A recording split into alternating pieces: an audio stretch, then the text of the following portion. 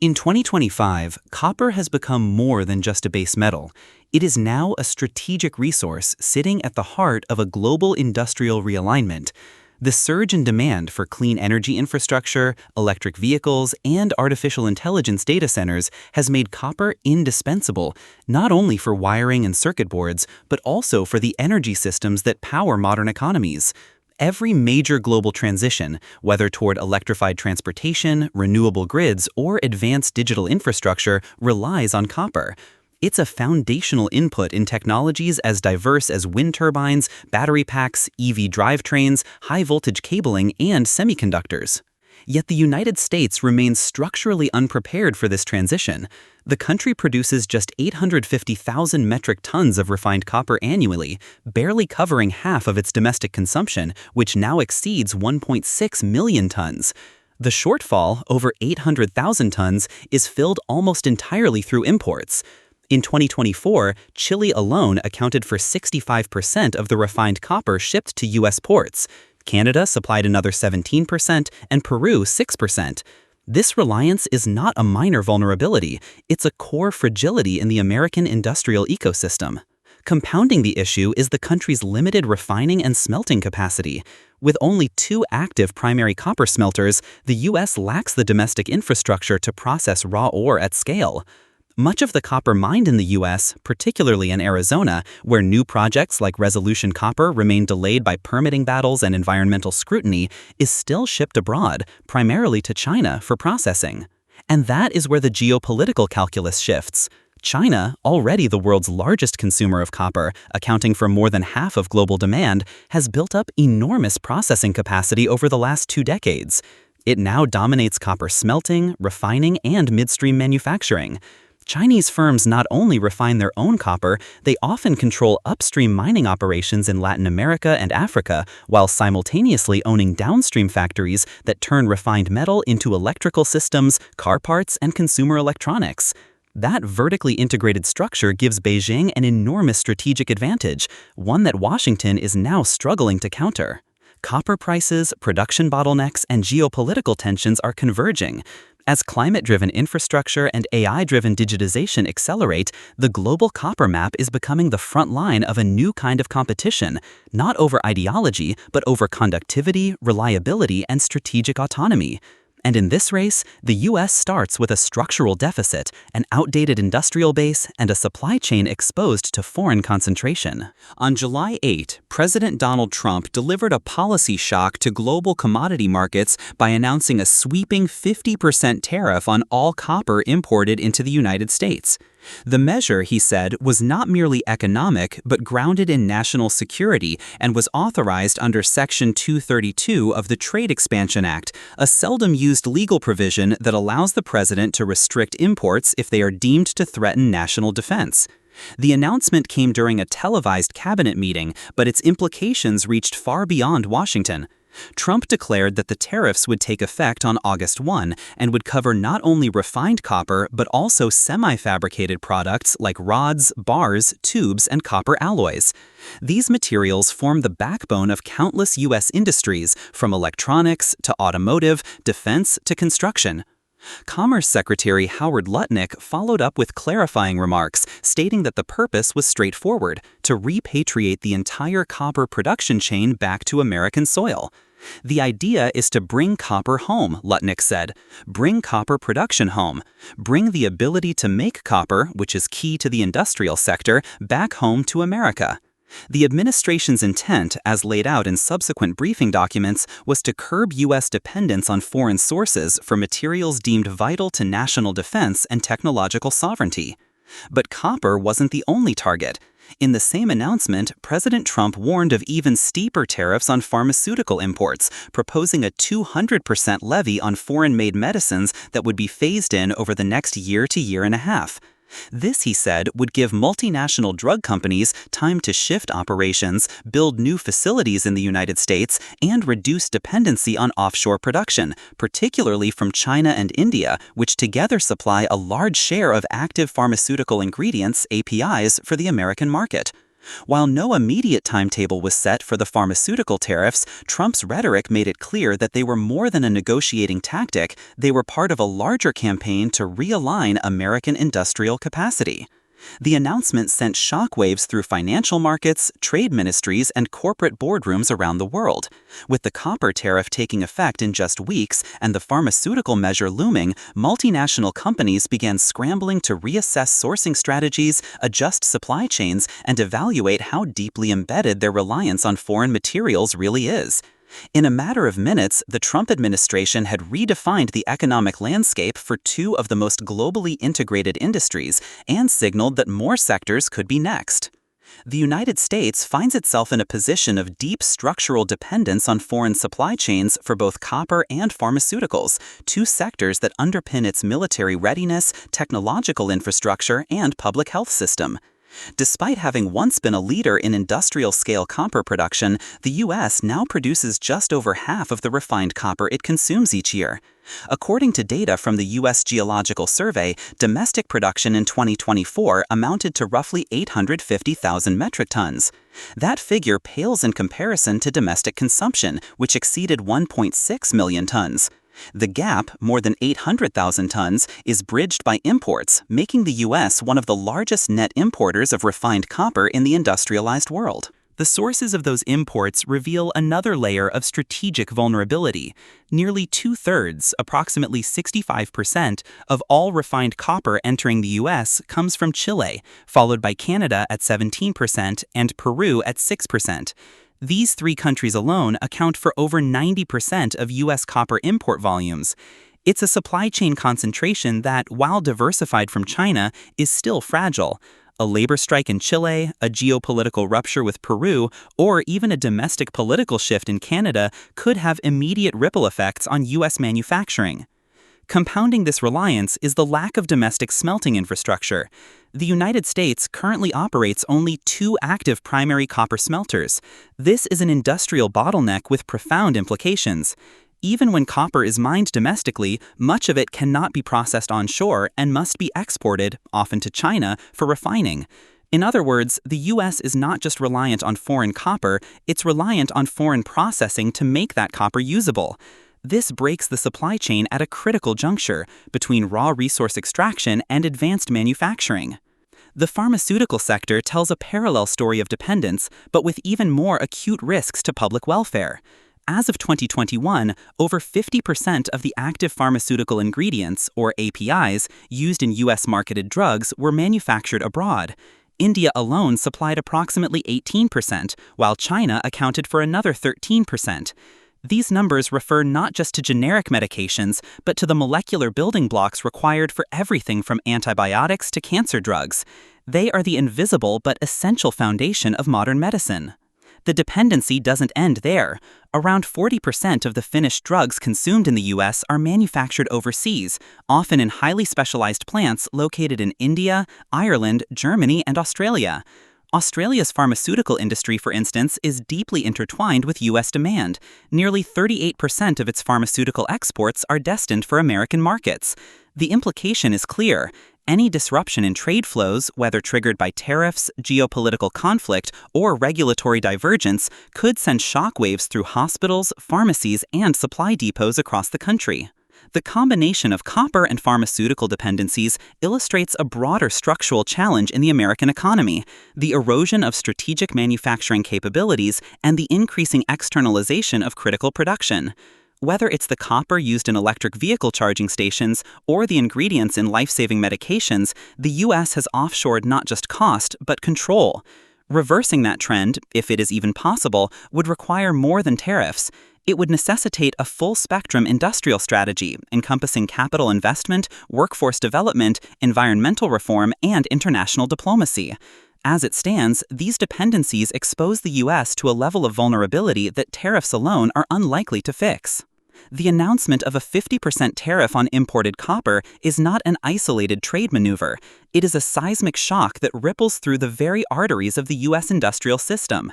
At the core of the impact are downstream sectors that rely heavily on copper as an irreplaceable input.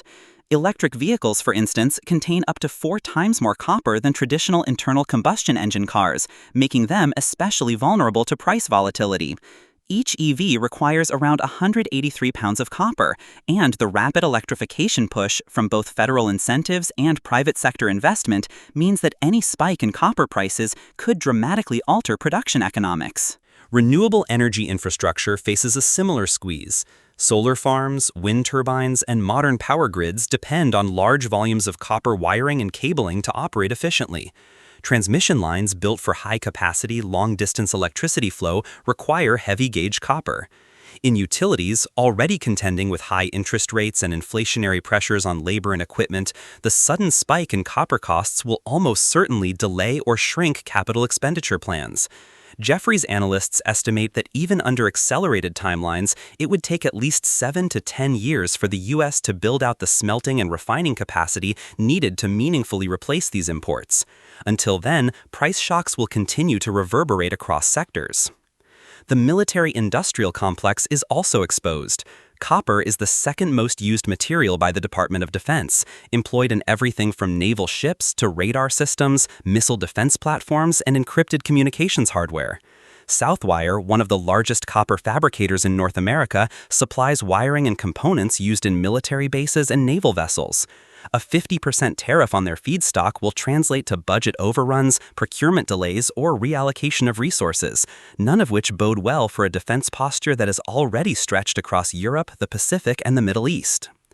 The commercial construction sector, already burdened by high financing costs and labor shortages, will now have to absorb more expensive copper for plumbing, HVAC systems, and electrical networks. Data center developers, particularly those serving the artificial intelligence and cloud computing markets, will also be hit. These facilities are copper-intensive, not only in cabling but in backup power systems, cooling units, and redundant network pathways. In aggregate, these pressures could curb growth, delay deployments, and raise costs for end users, from consumers to government agencies.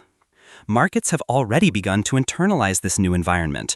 Copper futures on the Chicago Mercantile Exchange surged 38% year-to-date, with prices reaching $5.68 per pound immediately following Trump's announcement. This marks the highest nominal copper price in U.S. history and reflects a wave of speculative buying, stockpiling, and hedging. Traders are rushing to bring in material ahead of the August 1 deadline, hoping to beat the tariff window. The sharp rise in U.S. copper prices has also created significant distortions across global exchanges. The premium of COMEX futures over the London Metal Exchange and Shanghai Futures Exchange now exceeds 25%, a historic decoupling that signals tightening domestic supply and anticipated scarcity. Equity markets, meanwhile, are showing signs of unease. The S&P 500 Pharmaceutical Index slipped in response to the broader tariff agenda, with companies like Pfizer, Merck, and Eli Lilly experiencing declines amid concerns about future cost structures and regulatory unpredictability. Eli Lilly, which holds a substantial share of the U.S. pharmaceutical market, saw its stock retract slightly, a signal that institutional investors are beginning to price in the potential fallout of a 200% tariff on imported drugs.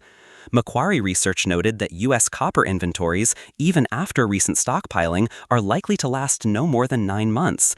After that, domestic manufacturers will face structurally higher input costs with no short-term capacity to replace lost imports. International responses have been swift and increasingly combative. Chile, which shipped over $6 billion worth of refined copper to the U.S. last year, has formally requested an exemption, citing the country's full traceability protocols and deep integration into U.S. supply chains. Canada, the second largest copper supplier to the U.S., has taken a more confrontational stance. Industry Minister Melanie Joly has called the tariffs illegal and vowed to fight them through all available diplomatic and trade channels. Canada's copper exports were valued at $9.3 billion in 2023, with more than half destined for U.S. customers. This isn't just a trade dispute, it's a direct threat to a pillar of Canadian manufacturing and employment. China, in contrast, stands to benefit. With the U.S. market becoming more expensive and unpredictable, global copper flows are likely to redirect toward Chinese buyers, who already possess extensive smelting infrastructure and integrated manufacturing capabilities. This shift could lower input costs for Chinese industries, giving them a competitive advantage just as the U.S. is trying to revive domestic production. In effect, the policy may inadvertently strengthen China's industrial base while raising costs for American manufacturers. The cascading effects of these tariffs stretch far beyond the copper and pharmaceutical sectors. They touch the electric grid, the automotive industry, military readiness, public health, consumer electronics, and the AI economy. And unlike previous rounds of tariffs that could be absorbed or rerouted through global supply chain flexibility, the sectors in question here are too capital-intensive, too strategically important, and too globally interdependent to adjust on short notice. The shockwaves are only beginning to be felt. The economic consequences of these tariffs can be best understood through a modeling of 3 plausible scenarios, each carrying distinct implications for domestic industry, global trade dynamics, and the long-term viability of U.S. manufacturing competitiveness. In the first scenario, the tariffs are fully implemented without any exemptions. This would represent the most aggressive application of the administration's policy and would send an unmistakable signal that the U.S. is willing to absorb immediate economic pain for the promise of long-term industrial reshoring. Under this configuration, U.S. manufacturers across a range of sectors, from electronics and heavy machinery to electric vehicles and aerospace, would face sharply higher input costs. Copper, which had already risen 38% year-to-date, would likely remain elevated or rise further as importers pass on the cost to fabricators and assemblers. The inflationary effects would quickly spread beyond commodity markets. In the construction sector, for example, higher prices for copper tubing and wiring would be felt in commercial and residential real estate, potentially adding thousands of dollars to the average cost of building new homes or office buildings. Utilities preparing to modernize the electrical grid or expand renewable energy installations would be forced to delay or scale down projects as capital budgets are squeezed.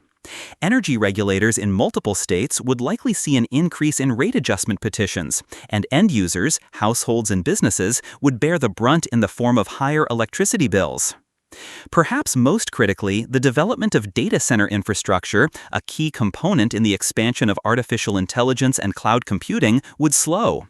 These facilities rely heavily on copper not just for high-speed data cables, but for power redundancy systems, thermal regulation hardware, and electromagnetic shielding.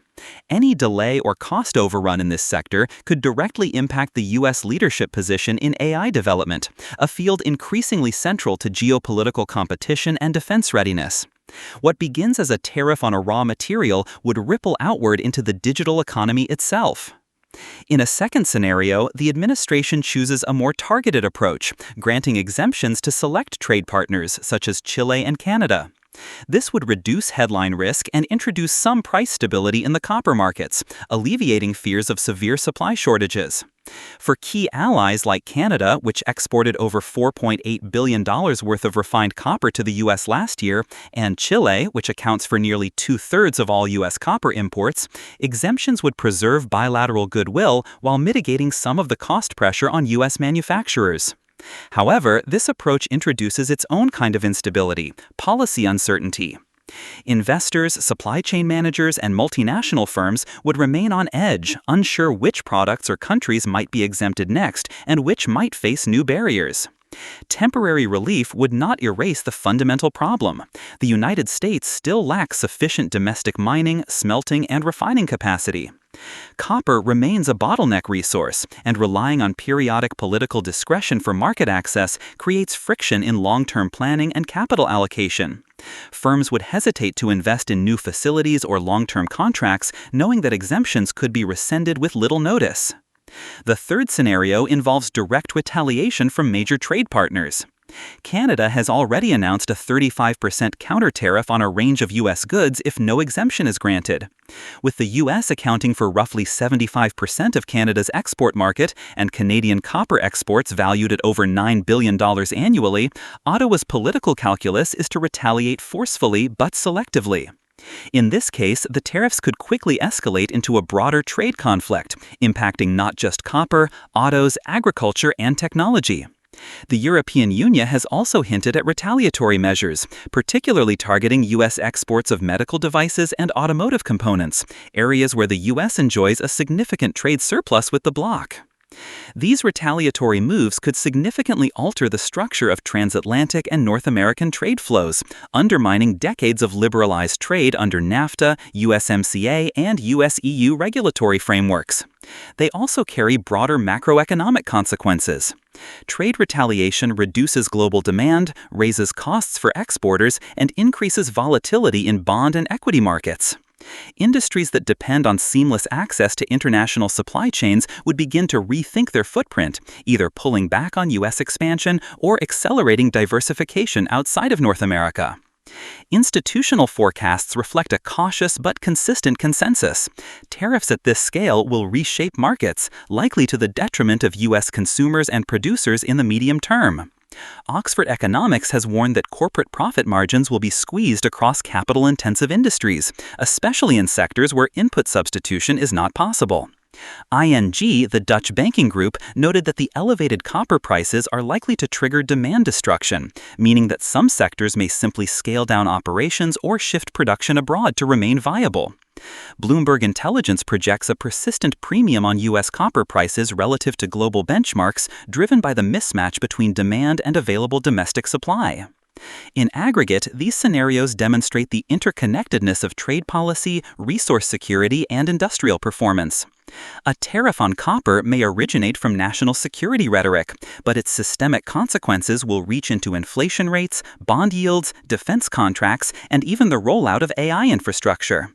The administration is waging that short-term disruption will catalyze long-term industrial rebirth. Whether the U.S. economy can absorb that shock without broader destabilization remains an open and pressing question.